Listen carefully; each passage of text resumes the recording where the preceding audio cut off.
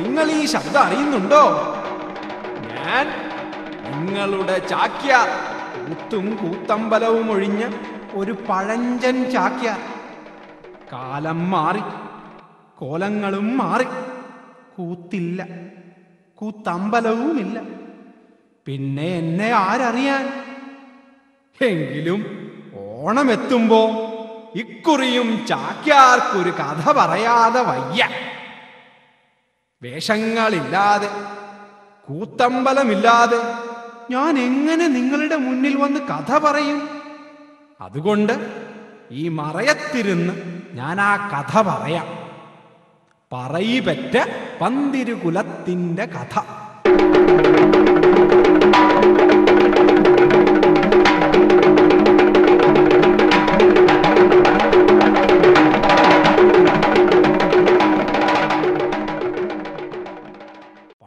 പണ്ട് ജാതിയും മതവും അരങ്ങുവാണിരുന്നൊരു കാലത്ത് മഹാചക്രവർത്തി വിക്രമാദിത്യന്റെ രാജസദസ്സിൽ വരരുചി എന്നൊരു മഹാബ്രാഹ്മണനുണ്ടായിരുന്നു.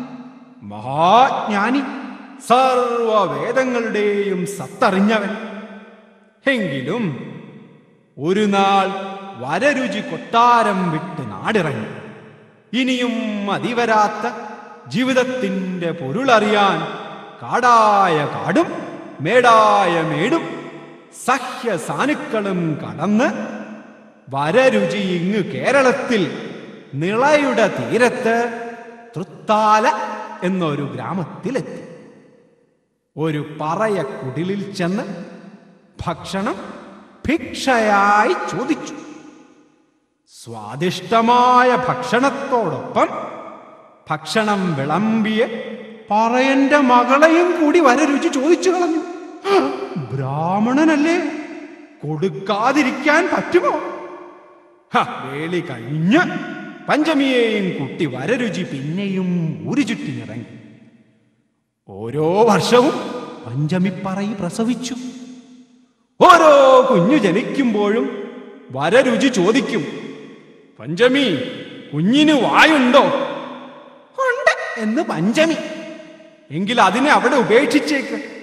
വാ കീറിയ ദൈവം അന്നവും കൊടുത്തുകൊള്ളും. അങ്ങനെ 11 മക്കളെയും വഴിയുപേക്ഷിച്ച് പിന്നെയും പഞ്ചമിയും വരരുചിയും കാടും മേടും അലഞ്ഞു. മലയാളമാകെ ചുറ്റിക്കറങ്ങി. പഞ്ചമി വീണ്ടും പ്രസവിച്ചു. ഇക്കുറിയും വരരുചി ചോദിച്ചു, പഞ്ചമി, കുഞ്ഞിന് വായുണ്ടോ? വായില്ല എന്നിക്കുറി പഞ്ചമി കള്ളം പറഞ്ഞു. ബ്രാഹ്മണനോടല്ലേ കള്ളം പറഞ്ഞത്? കുഞ്ഞിന് വായില്ലാണ്ടായി.